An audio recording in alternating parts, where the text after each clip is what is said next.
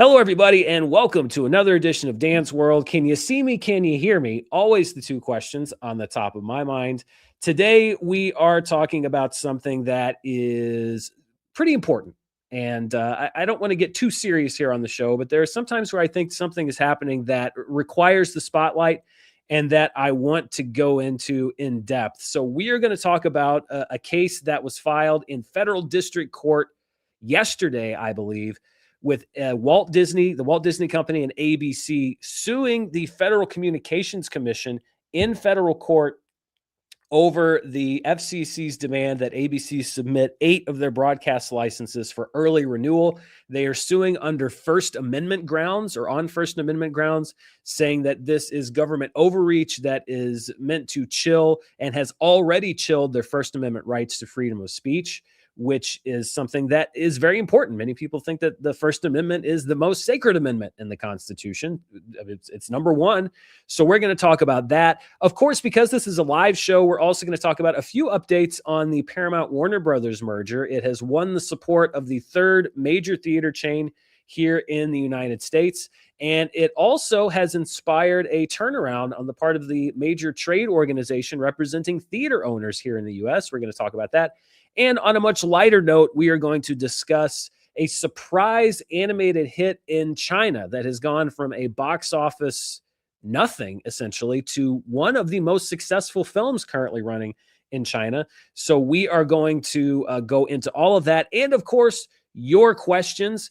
If you have questions, if you send in a super chat, I will definitely get to your question here on the show today. I always do try to go into the chat and grab questions as well, but a lot of times I have so many people asking questions that by the time we get through all those, I don't have a lot of time to go through the chat at the end. So if you want to guarantee that your question gets answered here on the show, then you can leave a super chat and we'll get to that.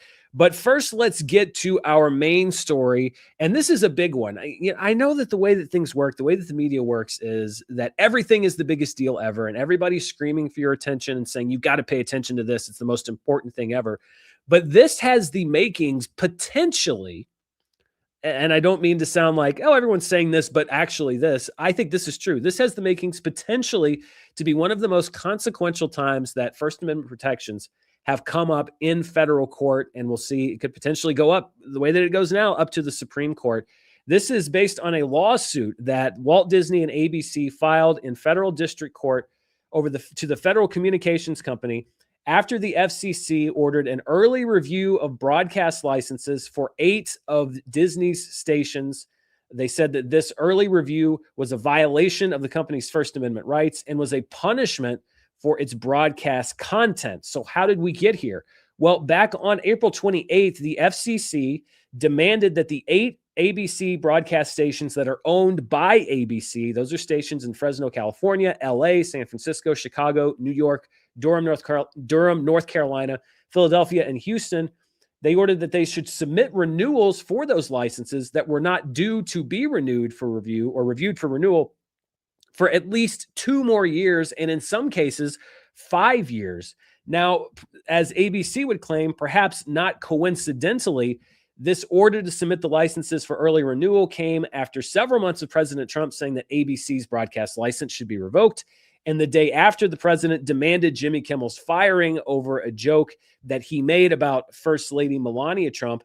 But the FCC claims that this early renewal request has nothing to do with any of that. They say that it is about the company's hiring request. In the order to submit for early renewal, the FCC said that, quote, the FCC has been investigating the Walt Disney Company, its American Broadcasting Company, and its subsidiaries for compliance with its obligations as a licensed broadcaster. Specifically, the FCC has been investigating Disney's ABC stations for possible violations of the Communications Act of 1934 and the FCC's rules, including the agency's prohibition on unlawful discrimination. While Disney's ABC has purported to respond to 2 FCC letters of inquiry as part of this investigation, the FCC has determined that additional actions are appropriate at this time. Now, when they reference the 1934 Communications Act, that's basically an act that requires broadcast stations that hold licenses for over-the-air broadcasting to act in the public trust. And that has been something that has been sorry, I'm trying to fix something on my computer here. That has been something that has been kind of a hot button thing whether or not ABC is acting in the public trust. And Brendan Carr, not David Carr, he's a quarterback. Brendan Carr, who's the head of the FCC, has said that he believes that the news organizations at ABC News and other broadcast stations are not acting in the public trust, as has the president, because they don't believe that the media is being fair, that they are providing balanced coverage. But that's not why the FCC says that they are doing this investigation and demanding these early license renewals. The FCC claims, quote, the FCC has been investigating the Walt Disney Company. Actually, I think I already talked about that. Yes. So responding to the 2 letters of inquiry, this is what the FCC spokesman said. They said the FCC has been examining claims that Disney engaged in illegal DEI discrimination for over a year. Disney is obviously very concerned about the FCC's proceeding, as evidenced by their ongoing campaign of disinformation, as well as their decision to ask a court to stop the FCC from pursuing further matters. So that's what the FCC is saying this is all about. They're saying that they are investigating ABC and Disney for their DEI policies, which they say amount to illegal discrimination against potential workers. And ABC in their filing has said, listen, we understand. You've been asking for these documents. They say that they've replied to multiple legal requests, that they have supplied thousands and thousands, over 10,000 pages of documentation to the FCC, that the FCC keeps on coming back and asking for more, and that this is an escalation of action that they have felt they have seen from Brendan Carr and from the Federal Communications Commission, that they believe has really nothing to do with DEI. They believe that that is a shield, and that what this is in effect to chill their free speech by asking for these early renewals. Now, in the lawsuit, they say that the president's multiple public calls for ABC's license to be suspended for what he calls negative news and late night coverage, they believe that this constitutes essentially a public admission that this is a First Amendment issue. Listen, the president said he doesn't like our coverage and that our license should be suspended. And then the FCC calls for the renewal of our license, which could result in the revocation of those broadcast licenses. Now, this is an interesting dynamic here. This is a quote from a commissioner on the FCC, Ana Gomez. Now, Ana Gomez is currently the only Democrat serving as a commissioner on the FCC. She is also a named defendant in this lawsuit because she is a sitting commissioner on the FCC. So despite the fact that she is a defendant in the lawsuit, she released a statement saying, quote, for months, the FCC has waged a campaign of censorship and control against Disney's ABC stations, using the threat of broadcast license revocations to punish a company for speech this administration doesn't like. I have long called on companies to push back against this kind of government intimidation, and I'm glad Disney has shown courage and stepped up. I am hopeful that this will mark the beginning of the end of this administration's disregard for the Constitution and the law, and that the coming months will bring the costly legal defeat this agency has been asking for since it started down this path. And again, she is a current FCC commissioner. She, objects to all of these actions that the FCC has been taking, but she is currently sitting on the panel. So in a way, she is speaking out against her own, the case where she is herself a defendant. She's saying, yeah, I'm glad they brought this case and I hope that they win it. This is just kind of how weird things have gone with the FCC and where we stand currently. Now, there's lots of things. You can find the full lawsuit online. The lawsuit references a lot of, evidence that they say proves that this has nothing to do with DEI, that this is the culmination of a process of something that the president has wanted for a long time. It references multiple statements from President Trump in the 2020 and 2024 campaigns, saying that ABC and other networks should lose their broadcast licenses for what he believed to be unfair coverage of him. It also references Brendan Carr's statements. Brendan Carr is the chairman of the FCC and is very compliant and amenable to what the president wants generally, and has backed up what the president says. It refers to some of his statements before he took over at the FCC, saying that license revocation was on the table as an enforcement measure against networks who weren't providing what was deemed to be fair coverage. And that's really what it comes down to, this idea of working in the public interest. To Brendan Carr and to the president currently, the idea of working in the public interest means providing what they consider to be fair news coverage. And when you consider negative coverage of the president to be unfair, well, then it's kind of easy to make that jump to say, then the negative coverage is unfair and therefore you're not working in the public interest. Now, in the lawsuit itself, Disney and ABC argue that just this threat of having 8 of their broadcast licenses revoked has already affected the network's editorial decisions and decision-making for things like the news division. One specific example that they cited goes back to July. On July 16th, this is according to a partial transcript of ABC's filing in federal court. On July 16th, 2026, the president made a primetime address. ABC made the editorial judgment not to broadcast the address live. ABC was aware that the president wanted the address to be broadcast live and considered the risk of resulting administration retaliation. ABC ultimately decided to live stream the speech on ABC News Live, which it ordinarily would not have done, in direct response to ABC's decision not to broadcast his address. And during the address itself, the president called for the revocation of the ABC-owned station's broadcast licenses, as well as those of NBC, which had similarly chosen not to broadcast the address. And if you go back and watch that July 16th address, the president does indeed say that he believes that those stations should have their broadcast licenses revoked. And the suit also references Brendan Carr saying that this decision specifically to not broadcast the speech would be a part of the agency's review of those station licenses. And this has been the interesting thing with Brendan Carr. And this goes back to Colbert and CBS News and 60 Minutes. The FCC has been clashing a lot with broadcast networks, with broadcast news divisions, is that the FCC will kind of publicly say one thing. Well, no, we're not doing this because of this reason. It's not because we disagree with this. It's because of this other reason. But then Brendan Carr will go out and appear on talk shows or post on social media or go on a news interview and just flat out say, yeah, no, it's because of this. So this is one case where the FCC is saying, no, this whole license revocation thing is about DEI. But Brendan Carr, the chairman of the FCC, also publicly saying, but this ABC decision will definitely play a part in what we decide to do. So it's sort of like they're saying two different things. They're trying to play the political game of saying, oh, and it's not about that, it's about this. But at the same time, they're also, and particularly Brendan Carr, is also publicly saying that kind of the opposite thing, that it is politically motivated. So it's sort of a thing of like, all right, well, what do you believe? I'm inclined to go with what the chairman of the FCC has said.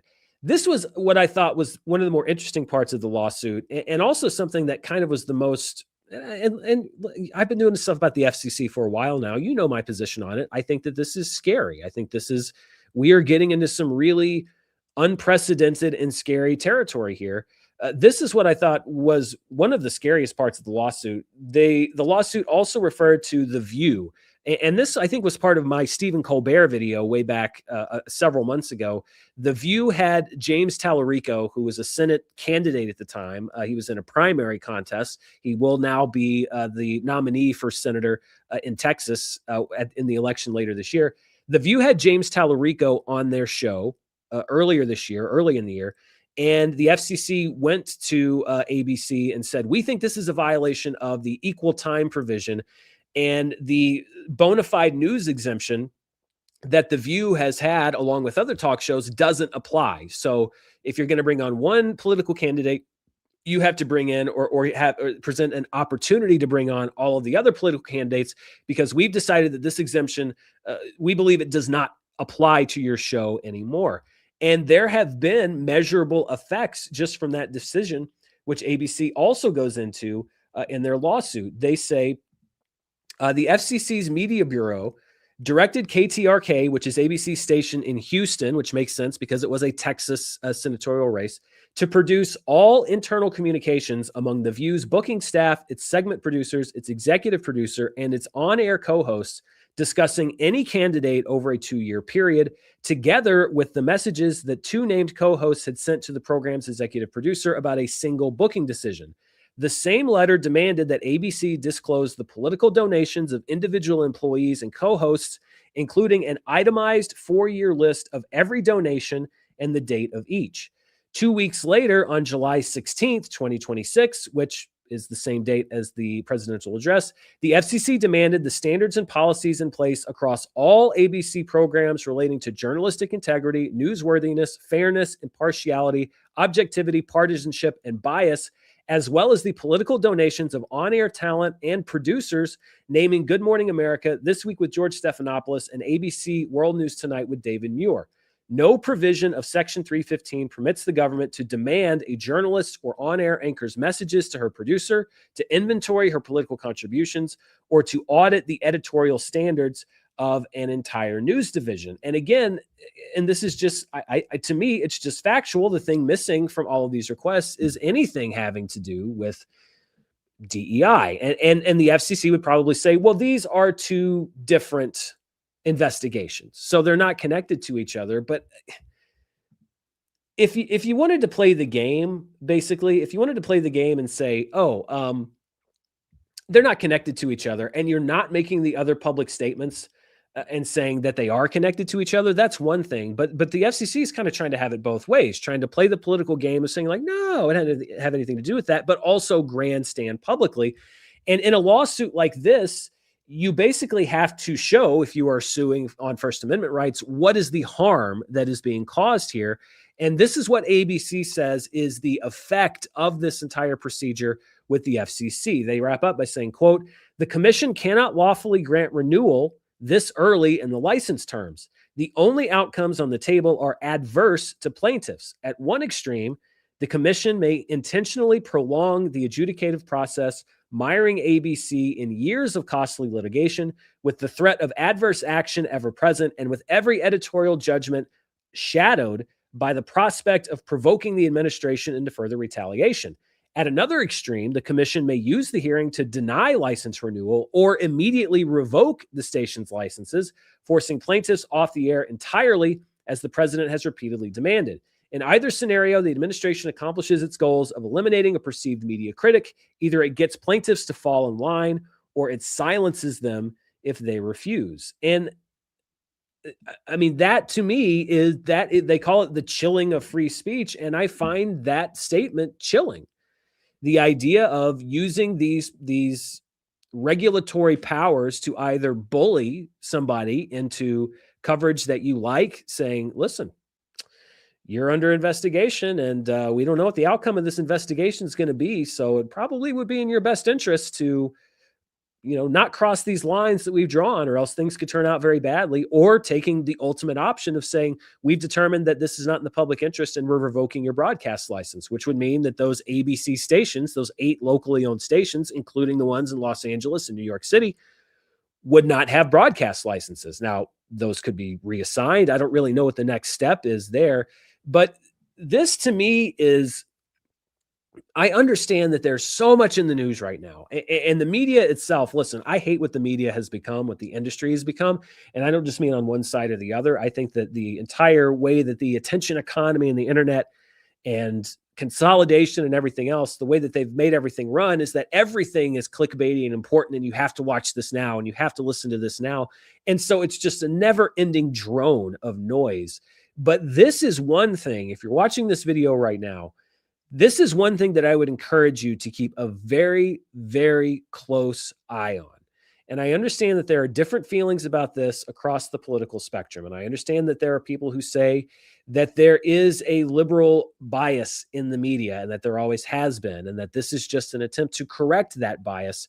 But I think that we have gone beyond that with this, because we're not just talking about an investigation into bias. We are talking about potentially the revocation of broadcast licenses for public broadcasters who are presenting coverage that the current occupant of the White House doesn't like, that one person has deemed is biased and not in the public interest, and that could realistically, if these hearings go to their conclusion, could lead to public broadcast licenses being revoked.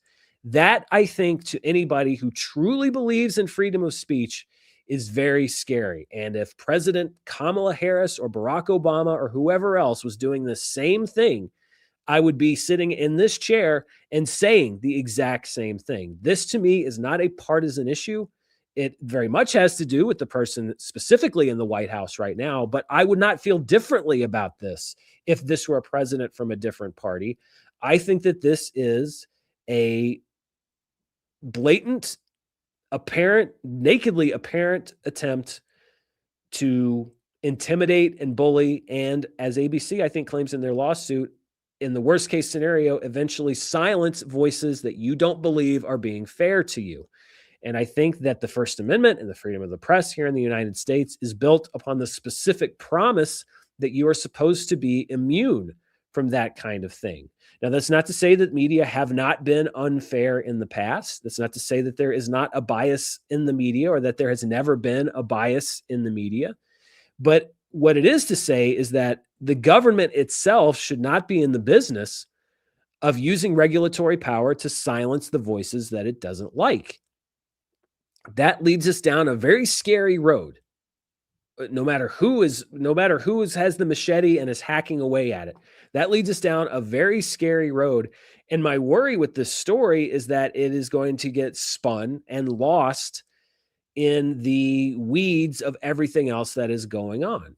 I would hope that people of any political persuasion could look at this and say, wait a minute, I may even disagree with what the philosophy is of ABC or CNN or whatever, but this is not the way to go about it. I would hope that people could agree on that, but I'm sure that there are many people who are cheering this on because it favors perhaps the politician that they prefer, and works to the detriment of a side that they don't prefer. But legal once things go into the court, legal things become precedent for future courts, for future presidents, for future lawmakers. And this is a dangerous precedent to set. I would not want this precedent to be in place for a Democratic president or Republican president. Revive the Whig party and elect a Whig president. I would not want this precedent to be in place. So this is something to me that I think should be watched very closely.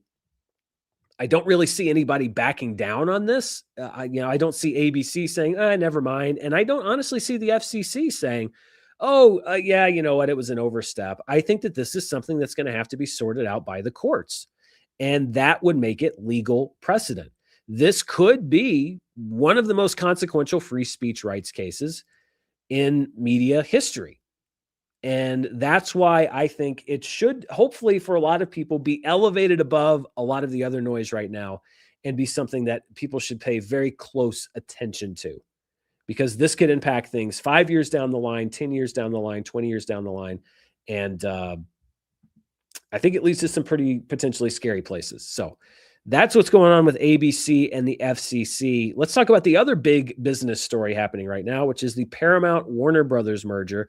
I think the last two shows, we've devoted most of the show to this. So I just wanted to do a couple of quick hits on some updates that have come out in the last week. Now, on last week's show, I talked about the fact that AMC and Regal, which are two of the three biggest cinema chains here in the United States, have expressed their support for the Paramount Warner Brothers merger.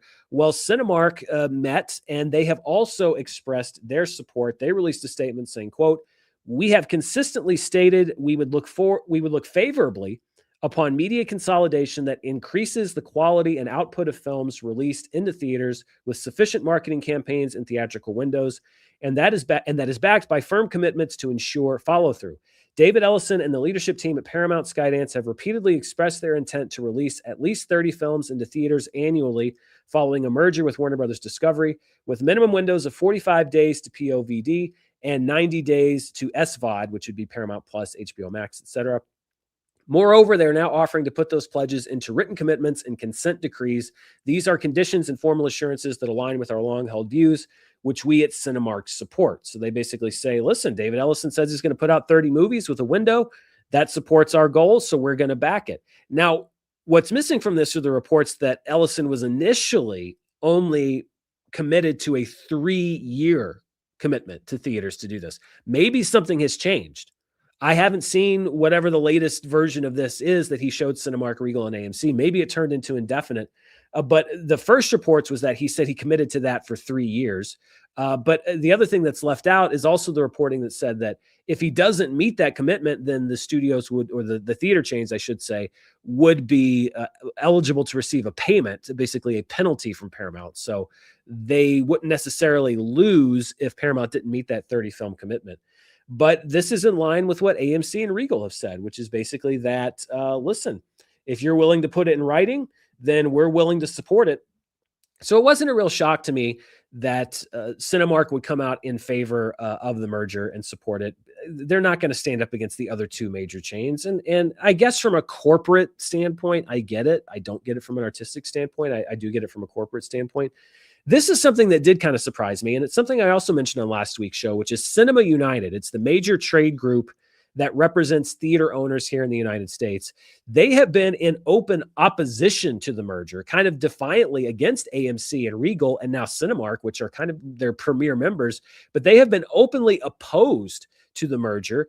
But they changed their tune just a little bit this week because Cinema United came out with a statement urging a settlement between David Ellison and Rob Bonta and the other attorneys general who are suing Warner Brothers, or really Paramount, in federal court on antitrust grounds.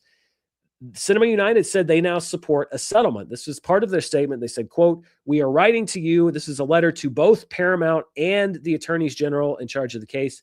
"We are writing to you in our capacity as the leadership of Cinema United, the world's largest trade organization representing the global theatrical exhibition business. We write to encourage you both to meet in the immediate future and discuss all possible avenues for resolving the state of California's pending challenge to Paramount's proposed acquisition of Warner Brothers Discovery. For many in our industry, the current environment is marked by disruption and uncertainty. That is why we believe that it is incumbent upon both of you to meet in good faith to discuss a resolution that would provide robust protections and serve the entire industry." And that idea of disruption is really what has driven a lot of people to either publicly or behind the scenes support a settlement. That's the reasoning that Gavin Newsom reportedly gave when he said that he wanted a settlement, not publicly, but according to people that know his thinking, that he's worried about the uncertainty. I believe it's what the DGA also said. They said that they just think that the long timeline for the trial just left things in flux and could be harmful to the industry. IATSE, which is one of the major trade unions, said the same thing. And now Cinema United is also saying the same thing. So maybe Paramount's talk of moving to another state, which we talked about on last week's show, is taking hold. Maybe there is some political pressure behind the scenes to urge this settlement to avoid a trial because of the disruption, because of the thought that this would keep things in limbo for too long and hurt the industry. But this surprised me because it really is a changing of the tune on the part of Cinema United. I read a statement from them last week. They were vocally against this merger. I mean, they said this is bad for the entertainment industry, which is a Main Street industry. It's bad for the theater business.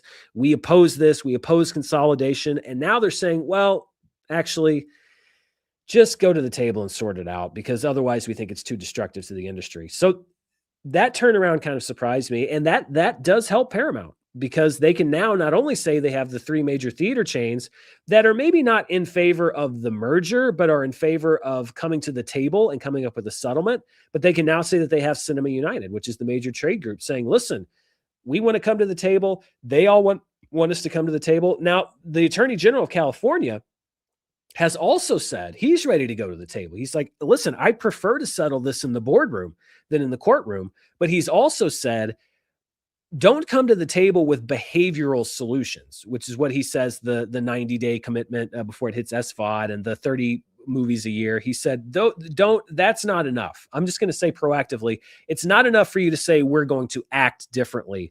They have to be structural solutions. So when he says that, he's basically putting out an expectation saying a minimum settlement that we would consider involves you divesting some part of your company, whether that is franchise IP, whether that is cable channels, which could potentially, yes, include CNN. It involves changing the structure of the company, which in Paramount's eyes would be giving away part of the value that they're paying for. Now, he's also said that this is not about CNN, that it is about the structure. So a spinoff of CNN alone, he has said, would not be enough to move the needle. It would have to be something that significantly alleviates the antitrust concerns that he and the other attorneys general have. But he's also said that he's not closed-minded to a settlement. It would just need to be a significant structural compromise on the part of Paramount. So I think that there is momentum building and there's pressure building behind a settlement being done. The question is Paramount willing to give up anything that Rob Bonta and the California attorneys general would feel was necessary to avoid an antitrust suit? Paramount has also made another request in the last week or so. And this I thought was kind of an interesting request. So we talked about the ticking fee, which is something that kicks in at the end of the third quarter, where Paramount would be on the line for over $1 billion potentially if this goes to trial, of a penalty fee basically to Warner Brothers shareholders because the deal did not close what would be considered on time. Now, this ticking fee was something that Paramount added. It was originally supposed to kick in on the Netflix deal at the end of this year. They kicked it up to the end of the third quarter as an enticement for Warner Brothers to take their offer. So this was their idea to have it be that early. Well, they have now requested that the states who are suing them on antitrust grounds put up about $1.9 billion as a bond. And that bond would be payable to Paramount if they should go to trial on antitrust grounds and win that trial. So essentially, that they would be reimbursed for those ticking fee payments and for what they consider to be other lost revenue should they win at trial. And the reasoning from Paramount is, hey, listen, you want to take it to trial, that's fine. Put your money where your mouth is. If you go and you lose, you have to pay us what it cost us to wait and go to trial. And by the way, that bond money, because it's being put up by the states, would essentially be $1.9 billion in taxpayer money that would be paid out to Paramount if they win this antitrust suit. Now, the attorneys general have said, no, that's not going to happen. We are not the ones that put the ticking fee in place at the end of the third quarter of this year. You, Paramount, are the ones who went to Warner Brothers and agreed to pay this penalty if the deal is not closed. We didn't force you into that deal. It's not our fault that you have encountered legal trouble. They even said, we wanted to move quicker on this suit, but you were slow rolling us when we asked for information. So you dragged this process out and made it longer than it needed to be. And now you're saying it needs to hurry up. And now you're asking us to reimburse you for payments that you agreed to make already in your deal with Warner Brothers. Your ticking fee agreement has nothing to do with us. That's something you agreed to, and we're not on the line for it. So that's something that's going to be decided by the judge. But this just goes to show you that Paramount really does not want to pay these penalties. They don't want to go to trial, and they're going to look for cost savings however they can find it, even if that includes, as they've already threatened to do, moving the company out of California. So lots of developments as far as that ticking fee. And we'll see what happens from here. So that's a quick Paramount Warner Brothers update. Let's get to our last story, which is a little bit more fun. It involves a movie in China. Now, a lot of times we hear about breakouts at the Chinese box office, either a Hollywood film like Spider-Man No Way Home doing really well, or a movie like Ne Zha 2, which was a record breaker just in China from the box office that it made. But this is a sleeper hit. You could almost call it China's Obsession, or maybe China's The Room. It's an animated film called New Lai. It made about $1,500. That's $1,500 in its first 10 days in theaters after it was released on August 5th. But it's now made over $2.5 million at the Chinese box office after it went viral for being, according to some people, absolutely terrible. And according to other people, strangely moving. Now, this is a very odd story. It's a 3D, basically homemade animated film that was reportedly made by two people. Its director, Shin Yuming, and his mom, Sun Li Fan. And it's about a young calf who goes into a dream world and learns lessons about, and I think you can maybe get why this could be autobiographical, learns lessons about getting out from under the protection of his mother and seeing the world around him. The animation has been described as amateurish. The story has been described as bizarre. And the buzz on social media has been strong enough to drive people in China to go see the movie out of sheer curiosity. In a way, from what I've read, it's sort of like a Minecraft movie. The memeability has been driving Chinese audiences to the theaters.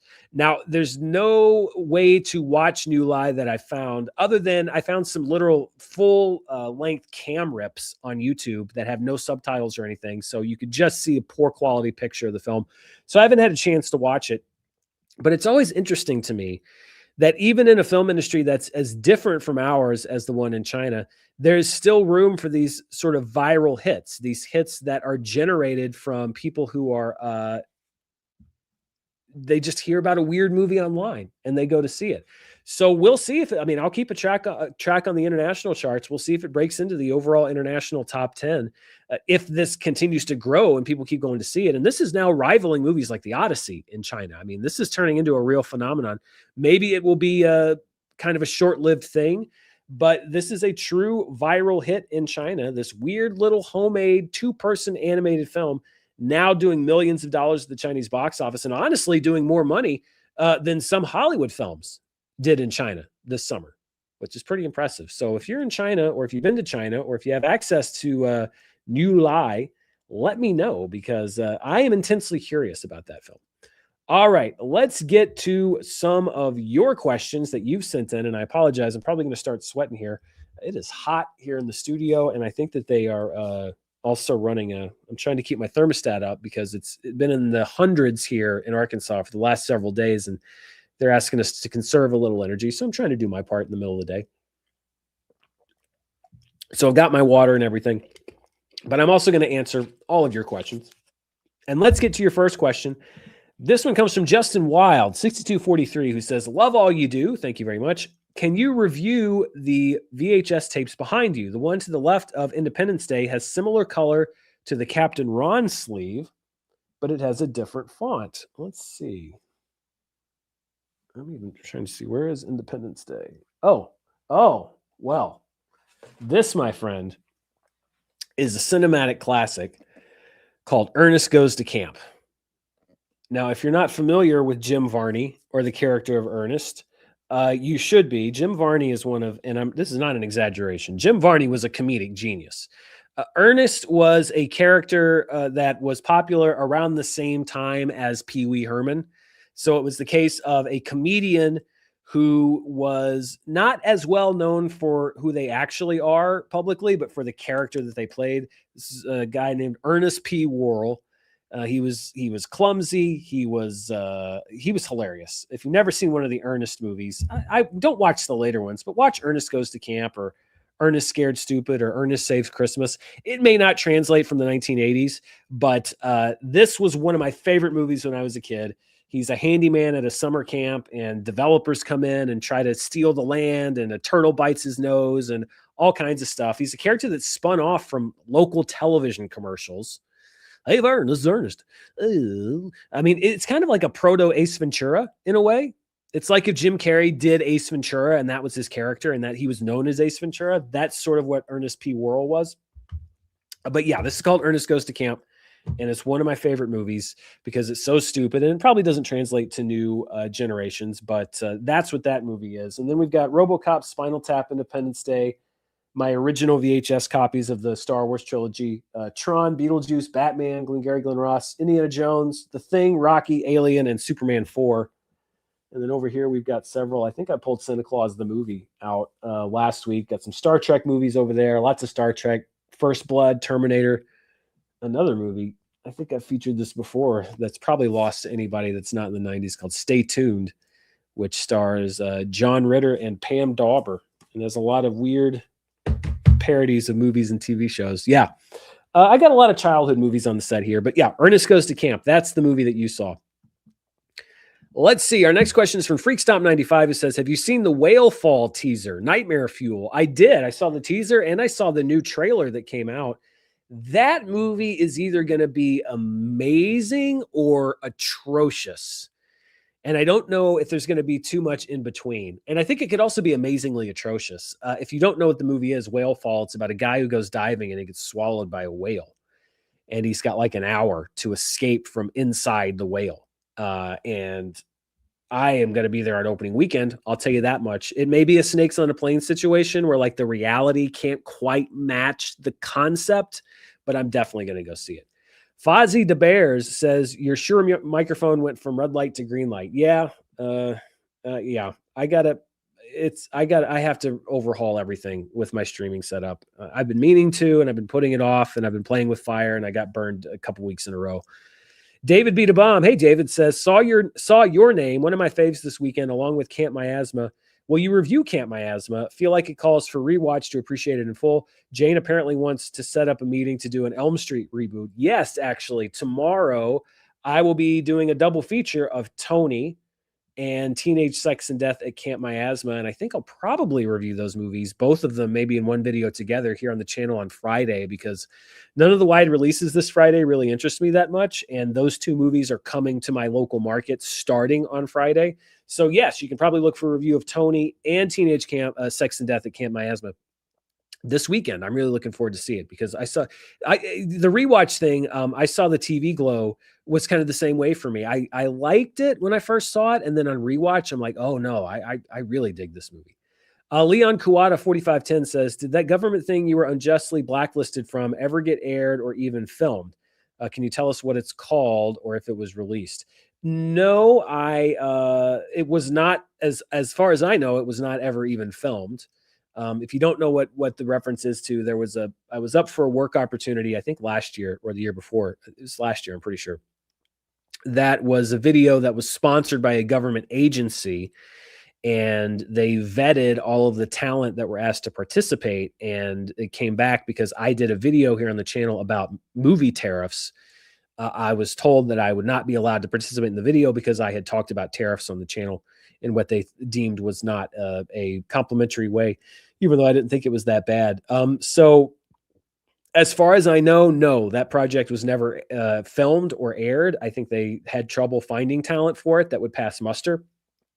I don't want to tell you what it was called, because not to protect the government or that I'm worried about the government would in some way try to blacklist me from future work. I just don't want to involve people who didn't ask to be involved, because if they want to work with them again or something, I'm not gonna. I just don't want to cause any trouble for anybody else. But no, as far as I know, that project was never made. Rochester Producers 8847 says that Dan jaw clenched in rage. Snakes be afraid. Well, I be afraid of snakes. I was pretty hot. I was pretty heated. Not gonna lie. I still am a little bit, but once you get into the flow of the show, you kind of let it go a little bit.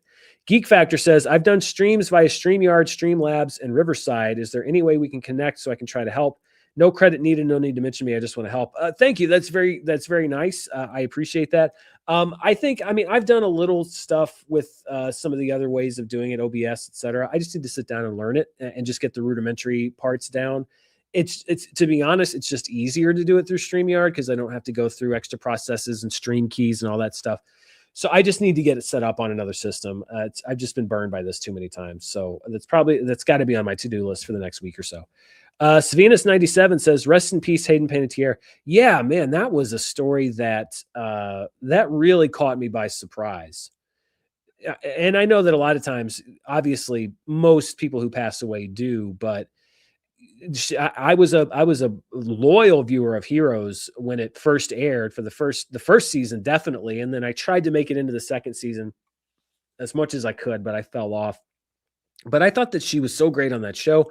And I liked her in Scream, in the Scream series. I thought she was great. And, I do follow entertainment news. So I read a lot of the stuff about her memoirs and a lot of the stuff that she'd been speaking out on in the last year or so. And just from sort of osmosis, I knew that she'd had some struggles in her life.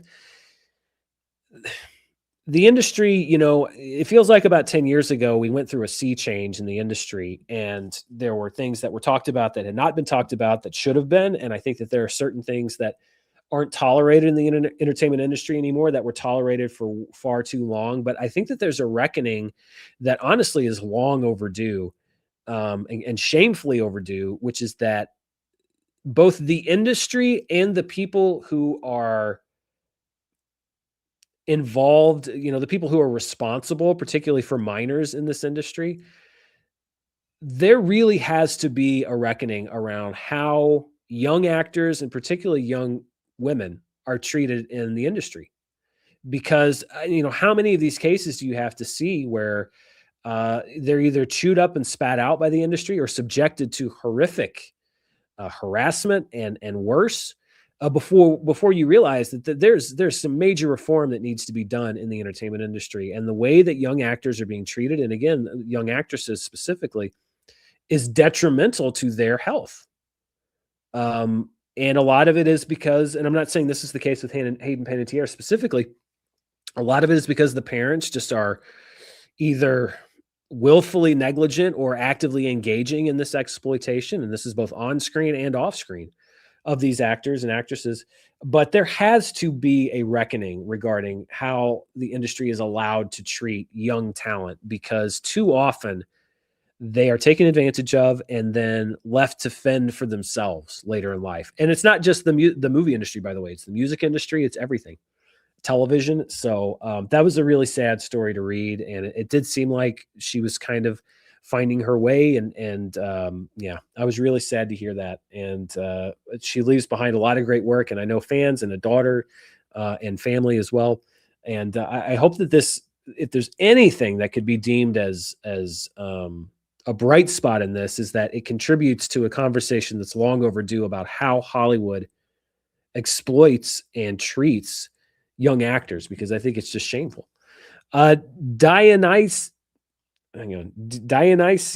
says, buying IMAX Dune tickets felt like a concert with site crashes and resale.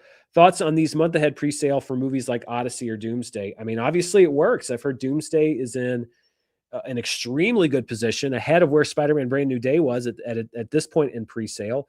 The Odyssey was selling tickets a year before it came out. I was able to grab a ticket for the Dune IMAX Tuesday night, I think, show, the insider screening or whatever they call it. It's up to market demand. If studios are putting up pre-sale tickets that nobody was buying, then people would not, they'd say, well, it's not worth it. But I don't think it's so bad. I think it helps build buzz for a movie. It builds hype for a movie. People can plan ahead. I don't see anything wrong with it. It becomes a news story. Cartoon 49 says, any plan we see your Tony reviews soon? Yes, you should see it on Friday. Tim DeRuiter says, don't worry about my name. Well, too late. Hey, Dan, I started collecting Blu-ray discs, but don't have a Blu-ray player yet. How important do you think 4K is, as these players are significantly more expensive? That's a great question. I love 4K. I think that 4K looks great. I think that there is a somewhat appreciable difference between 4K and Blu-ray. But would I say, especially if you're price conscious and you're on a budget and you're buying what you can afford, if it's a difference of like $30 between the 4K player and the Blu-ray player, then I'd say go for the 4K player. But if it's a difference of like $130 or $150, I'm not saying there's no difference. And I love having movies on 4K, but it's not like the difference between DVD and Blu-ray. They're both high definition formats. It's just that 4K is a little bit more. So I would say it's something that I enjoy. Is it absolutely essential? I would say no, especially if you're on a budget. But it is something that I think is great to have. So that's what I'll say. Dr. Chaput 1 says, Dan, have you heard of a new Tom Hanks 20-part World War II documentary? I've never been a history buff, but it's very well done, and I learned more than I knew. I did not know that Tom Hanks is doing a 20-part World War II documentary, although it doesn't shock me because I know he genuinely loves history. So no, but I'd love to seek that out. I wonder if we ever reach a point where they've realized that they've done it all. They've documented everything. There's been a lot, but I bet Tom Hanks would make a pretty good one. Damien from Ireland says, hi, Dan. Have you seen Buc-ee's pursuing dubious trademark cases against local businesses? Not a good look. They don't deserve a place on your background. Yes, I have seen that. I think somebody talked about it last week. I agree.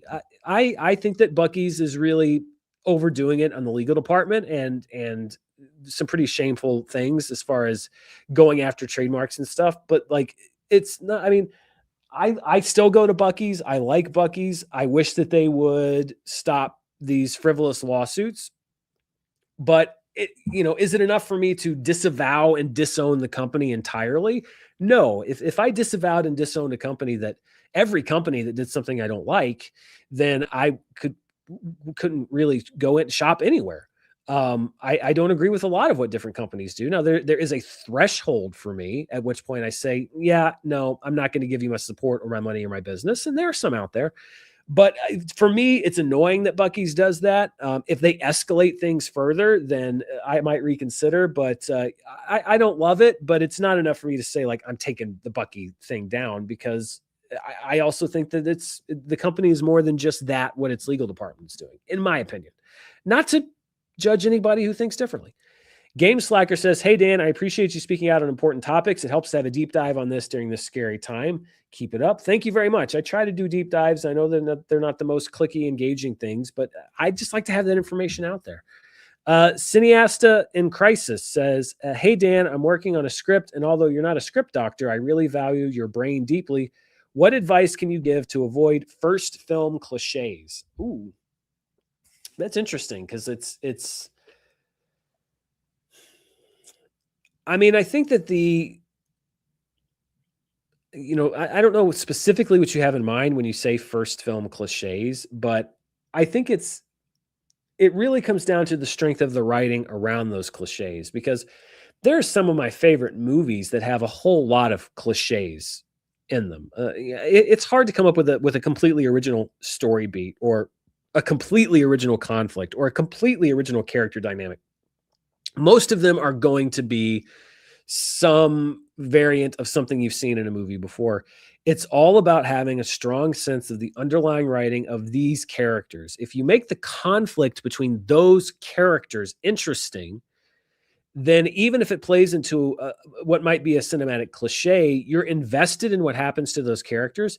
And so you don't mind it as much. And so my first thing would be, I think when cliches become annoying is when they seem like fallbacks, easy solutions. Oh yeah, this same thing we've seen. I've seen a version of this a million times before.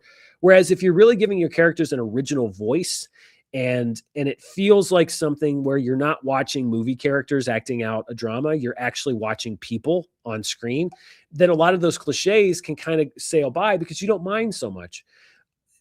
Otherwise, I think stylistically, first film cliches, I think a lot of times first time directors get very enamored with visuals. And I love visuals. I love a great looking movie, but like slow meditative visuals with because it feels deep, and sometimes that works. If you have the tone of a movie where that works, that's fine. But I feel like a lot of times first time directors may get a little too in love with tone and not as invested in story. And it's also kind of a personal preference thing. For some people, they care less about story and it's more about the tone or the vibe of the film. I'm a story guy, so I don't mind a slow, vibey film if it's telling a story where I feel like that's warranted. But I feel like I see a lot of early films from directors where they want to set the vibe and the tone, but they don't give as much attention to making me care about the people who exist in that vibe and exist in that tone. And that's where it loses me a little bit. So, if you're going for a vibe, if you're going for a tone, that's fine. It doesn't have to be dialogue driven. It doesn't have to be a fast paced film, but just make sure that you are stocking your film with characters that are interesting in their own right, so that you are able to engage that audiences and grab them. That you can write characters where it makes sense for them to exist in that tone, instead of kind of writing a basic story that you're like, well, the story's nothing special, but it's really going to be saved by the tone. For some people, that's the case, but that's not necessarily the case for me. I hope that that's useful. That's just off the top of my head. Wolfram and Hart says, Dan, past year, Real Rejects sometimes shares YouTube bylines with Koi. I think it allows split of revenue. Could you, John, Jeremy, or Chris do Siskel and Ebert debate each quarter on big movies? I mean, I guess we could. I don't know why any of them would need me. Honestly, I think I would be the beneficiary of that more than any of those guys, because they're doing great, and I'm not doing badly, but I'm drawing half to a third of what those guys draw. Would I do that if asked? Yes, but it would be tough for me to go to those guys and say, "Hey, I want to do this," because to me it would seem like I'm basically asking them for a favor. Like, "Hey, can I use your credibility and channel size to boost mine?" Because they wouldn't need me. I would be the beneficiary of that, and I don't want it to seem like I'm exploiting their popularity for my own personal gain. But if they came to me and said, "Do you want to do that?" Absolutely, in a second. I like those guys. Kiernaic 5423 says, in your opinion, what was the second? Who was the second? The wow! Oh, this is going to cause some big upset. In your opinion, who is the second best movie fighter after you? I mean, thank you. It requires me to acknowledge that I was the best movie fighter, which I think I'm up there. But I'll just accept your premise and thank you for it off the top. Yeah, I mean, there's so many different styles of movie fight, but as far as like who is the movie fighter that I was always kind of in awe of, who could kind of pull out an argument. I mean, I would say in the celebrity bracket, it would be Kevin Smith because he just had great answers. And he also kind of shared what I had, which is a total commitment and devotion to those answers. And so I feel like he would be the winner in the celebrity division. And we had a few good ones that came in. Of the regular movie fighting crowd, I would say, man, I don't want to hurt anyone's feelings. I would say probably Ed Greer, who Ed's record was never as good as his skills as a movie fighter. Ed was always the one that was just like, when he was on the show, I'm like, oh, Ed's gonna really give me some trouble today, and he usually did. So Ed Greer would be up there. Greg Alba would be up there. Spencer was a great movie fighter because, again, he had total devotion to his argument, and he also knew how to push my buttons. So I think Spencer was probably the best movie fighter specifically against me because he'd get me riled up. But best movie fighter overall, I would say Ed and Greg Alba were up there. Coy was, I think, unmatched at the speed round. And going back to the early days of movie fights, Alicia Malone, I thought, was a fantastic movie fighter because she brought such a depth and passion to the subject. And she moved on from the show eventually, and I totally understand why. But she was also, I think, a fantastic movie fighter. I don't mean to offend anybody else. There's so many good ones, but those are the ones that pop to mind. Cartoon 49 says, what do you think will be the biggest surprise fall films, commercially or critically, like Digger, Whale Fall, Wildwood, Street Fighter, Resident Evil, etc.? Well, I mean, I think a true surprise really kind of has to come out of nowhere. I think that Whale Fall, if it taps into that sort of memeability, like that obsession thing of like, especially among the younger generation of you have to see this to be part of the social conversation. I could see Whale Fall actually surprising a lot of people with its performance, but that's only if it kind of delivers on the outrageousness of its premise, which you can't manufacture. A movie can't manufacture that. It just depends on what the reality of the movie is. That's the one to me where I look at it and I'm like, Whale Fall, I could see being one of those movies where you look back and you go like, what, that movie? But it could also bomb. I could also see just being a disastrous bomb because it doesn't deliver on that. But I could see Whale Fall being one where nobody really had it pegged or tagged going in, where people are like, wow, okay. Justin Wild 6243 says, thanks. 2 years older than you, missed the Ernest craze. Is Captain Ron a perfect movie a la RoboCop or Galaxy Quest? Fun fact, Kurt Russell used his own wardrobe. I'm not as entrenched with Captain Ron as a lot of people. I've seen it and I remember enjoying it, but it wasn't a staple for me. So it's hard for me to say Captain Ron is a perfect movie a la RoboCop or Galaxy Quest, because RoboCop specifically, I think, is absolutely a perfect movie. Does it shock me that Kurt Russell used his own wardrobe? Not in the least. Not one bit. That sounds like a very Kurt Russell thing to do. All right, let's see. What else do we have here? This is from the Master of Gaming, 4149, who says, have you seen advertising for the Zachary Levi movie The Fix and Charlie Harper, both coming to theaters next month?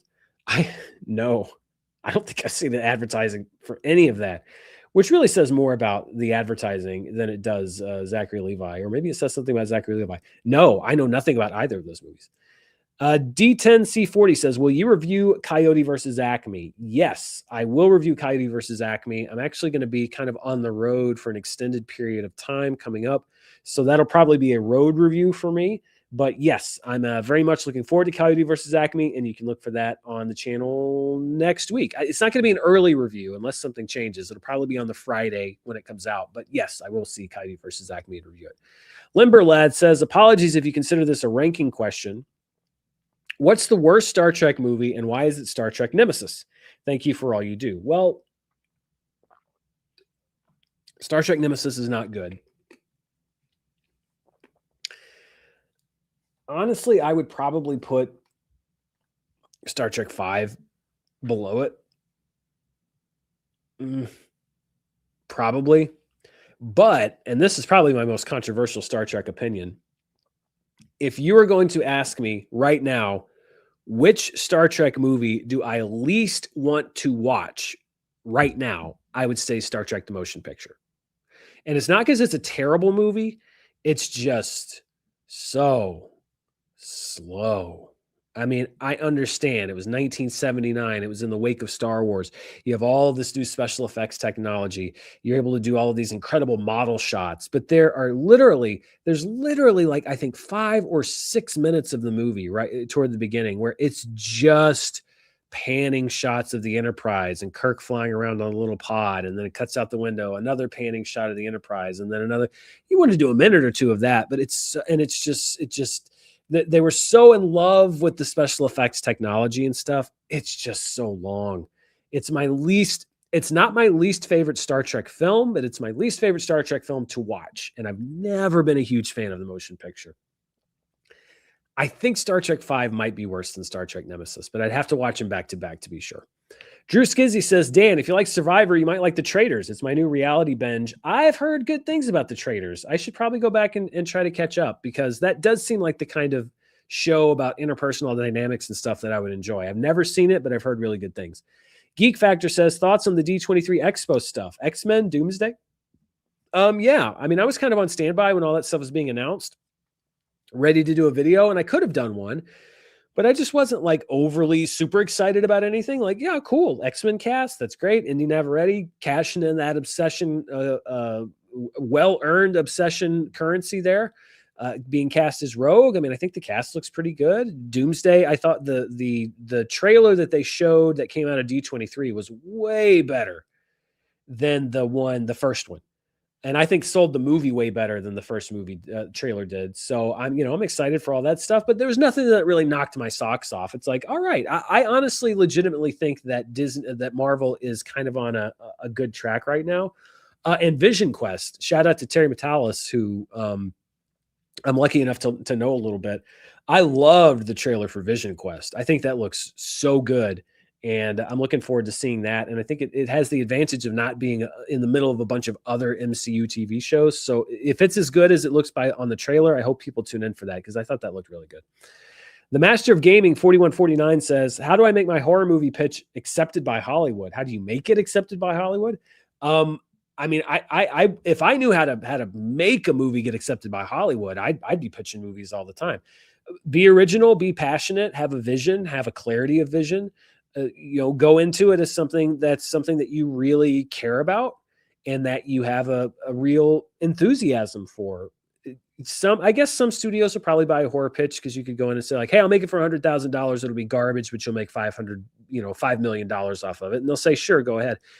But I think that, it's really no different from any movie. Pitching any movie in Hollywood is you've got to show enthusiasm, come up with a good story, an original idea. Don't come into it cynically, come into it with a desire to make a truly good movie. Horror, I think, does have an advantage as far as budget, because horror movies are much easier to make on a lower budget. So if you can pitch a good idea for a movie made on a small budget, well, we just saw what happened with that, with Obsession. Budget didn't matter on that movie. It was a film that captured people's imaginations and had the buzz and all that stuff. So, I mean, just really put time and energy into it. Don't go into it with a self-defeating attitude, but refine your pitch so that it really is something that you truly believe can make a worthwhile film. Don't just pitch it as an empty investment. Pitch it as a great movie, and you're 8 steps ahead. The Master of Gaming 4149 says, thoughts on OMB reviews. I'm not familiar with OMB reviews that I'm aware of. So unfortunately, I don't have any thoughts on OMB reviews. Brother Louis 283, I think this is our last question. Brother Louis 283 says, "Hello from the Philippines. I just saw War of the Worlds with Tom Cruise last night. I can still hear Dakota's screams. Your thoughts on the movie?" I have always been a more of a fan of War of the Worlds than most people. I don't think it's a brilliant movie by any means, but I think at times it is a truly chilling film. What Spielberg did with the using the tripod design and the sound design, that sound that they made, I still think one of my favorite moments in any Steven Spielberg movie, because it's genuinely terrifying, is when they're waiting to get on the ferry and they look up on the hill and the tripods rise up on the hill and are looking down, and they're like shining the light down on where the ferry is, and they have the sound, and that whole sequences of trying to escape. Like, that is genuine, like, movie terror. And even that scene, the initial scene where Tom Cruise is running and people are getting dusted all around him and he's getting sprayed with dust.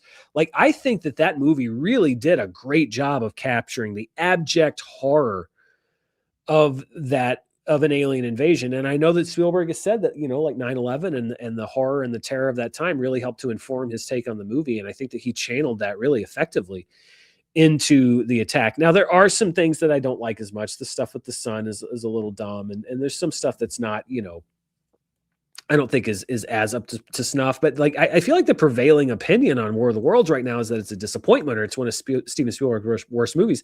I don't think so at all. I think at times it is one of his most effective movies.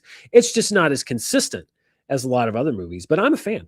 I'm a fan of War of the Worlds, and I rewatch it maybe every 5-8 years, and I enjoy it every time I do. AIO fan BLK says, favorite movie scores of the 2020s so far. Ugh, this is hard to think of off the top of my head. I mean, Oppenheimer, really anything Ludwig Göransson has done jumps in there, but I think that Oppenheimer is definitely one of my favorite movie scores. Oh man, I see I'm going to forget stuff because it's just hard for me to catalog things in real time. Oppenheimer was the first thing that jumped to mind. I know there's more. There's been some incredible movie music that's been made this decade, but I'm blanking at the moment on some other ones. But yeah, Oppenheimer would definitely be one of them.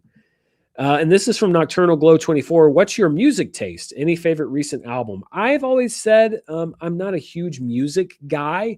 I enjoy listening to music, but I don't listen to a lot of new music. I don't buy a lot of albums. I don't, I'm not really up on, recent musicians. I'm mostly in bands. I mostly am listening to stuff that I already know or that I listened to when I was younger. So my taste is very old. A lot of stuff from the 90s. I mean, not to say that I close myself off from new things. I do like new music, but I don't seek it out and I don't listen to a lot of it. So I don't really have any favorite recent albums because it's just, I'm a movie guy, but I'm not as into music, especially not as much as I would say probably the average person. All right, so those are the last super chats that we've gotten, and we're not crazy. We didn't go crazy long today, so let me do a quick scan. Please don't send any more questions in for super chats if you haven't sent one in already. Let's see. Masters of the Universe had a really good score. That's from IVZen 8860. That wasn't bad. Yeah, Wolfram and Hart, Project Hail Mary had a really good score. Oh, here we go. Dune. Yeah, Dune. Oh my God, I love the music from Dune. Sinners. Cricon says Sinners. Yes, that was obviously a great. Another one from Ludwig Göransson. So yeah, those are some great ones that I didn't think of. The War of the Worlds plane set on Universal Studios is cool to see. I agree. I love that part of Universal Studios. On the studio tour. I think it's still there. I'm not sure. I've done the Universal Studios tour a few times, and that's always been one of my favorites. I love that that's kind of a standing set. Let's see. Anything else? Generations is terrible. This is going in. Tully Quinn says Generations is terrible, but Into Darkness is the worst. I mean, I'm no fan of Star Trek Into Darkness, but could I say that I prefer it to a movie like Star Trek Nemesis? I think I like it a little bit better, although I don't like it very much at all. I don't know, though. I really don't like Star Trek Into Darkness at all. Let's see. Will McLean says, I hope that Wildwood shatters the Leica box office record. I would agree. Wildwood looks really good, and I don't think it's likely to remake its investment, but I like that it exists.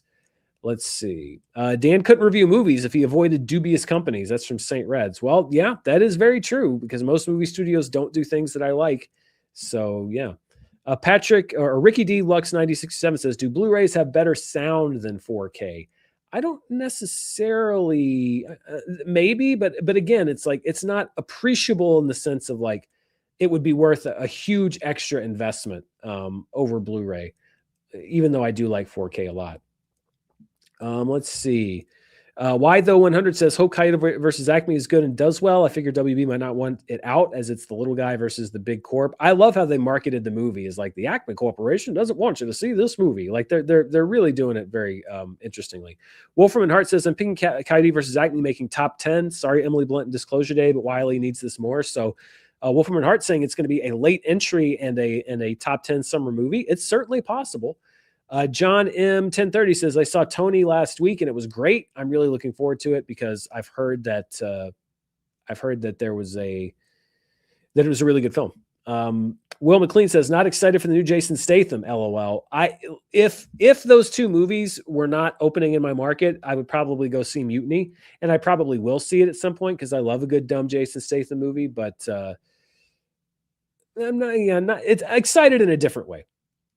Snakes on a Plane turned 20 yesterday. That is crazy, but I guess that makes sense because it was I was a senior in college, and it was right after. Turned 20 yesterday. I thought it came out while I was still in college. Did it come out? Maybe it came out when I was in LA. Things really just kind of mash up in your head over time. I love Ernest Saves Christmas. This is from Ivy Zen. Tully Quinn says Ernest Goes to Jail is the superior film. I mean, I think that is one of the great debates amongst Ernest fans is what is the best movie. I would give Camp the nod, but those are both solid Ernest films. St. Red says Jim Varney never got his props. I would agree that I think maybe now he is, but I think that he never really got his true props. Zarstepin says, what does Alamo Drafthouse think about the merger? Never mind. They made themselves irrelevant as a movie theater chain. Well, yeah, there you go. I'd be curious to see what their financial statements are after all these changes. Let's see. I think that's everything. I just wanted to grab some comments from the comments section. And I think that we have one last question before we wrap up. This is from Aurora GB says, New Lie is more Chinese version of Poo, Blood, and Honey than Obsession. It is objectively terrible, but attracts attention like a car accident. Well, there you go.